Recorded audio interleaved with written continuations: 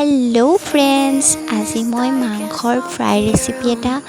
বনাব ওলাইছো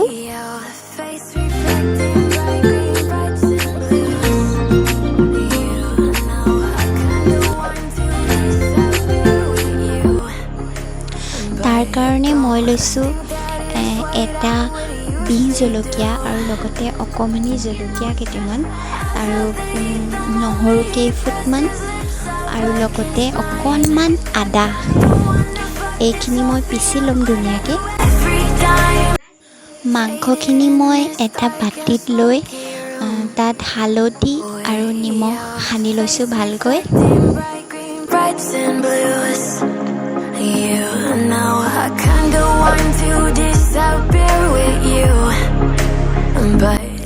এতিয়া মই সানি লোৱা মাংসখিনিত অকণমান মিঠাতেল দি আকৌ মাংসখিনি ভালকৈ সানি লৈছো যাতে অকমান ভাল টেষ্ট হয় তাৰ পাছত এতিয়া মই মাংসখিনিত মছলা এড কৰিছো গৰম মছলা আৰু জিৰা গুৰি এইখিনি ধুনীয়াকে লৈ মই ধুনীয়াকে সানি লম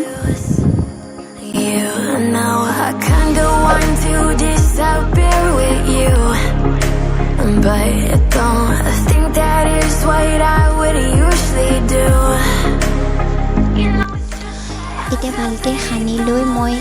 এখন কেৰাহী পাতি লৈছো জুইত তাৰ পাছত আদা নহৰু পেষ্টখিনি তাত দি লৈছো দি লৈ ধুনীয়াকে লৰাই লৈছো লৰাই অলপমান টাইম ৰাখি দিম এনেকৈ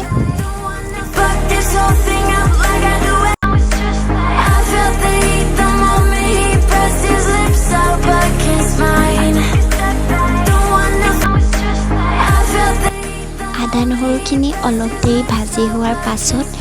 মই মাংসখিনি ঢালি দিছো আৰু মাংসখিনি ঢালি দি মই ভালদৰে লৰাই লৈছো অলপ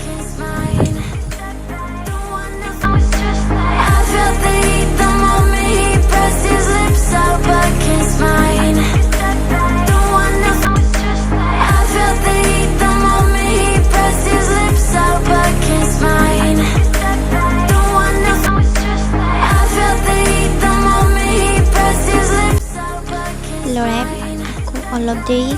মই ঢাকনা মাৰি থৈ দিছো অলপ সিজাৰ পাছত এয়া দেখিছে মই ঢাকনাখন দাঙি ধুনীয়াকে আকৌ লৰাই দিছো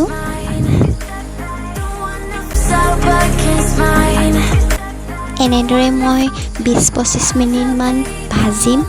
ফ্ৰাই কৰিম ভালদৰে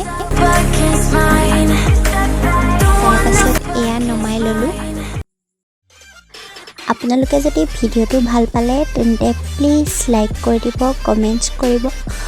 আৰু চেনেলটো সাবস্ক্ৰাইব কৰিবলৈ নাপাহৰিব থ্যাংক ইউ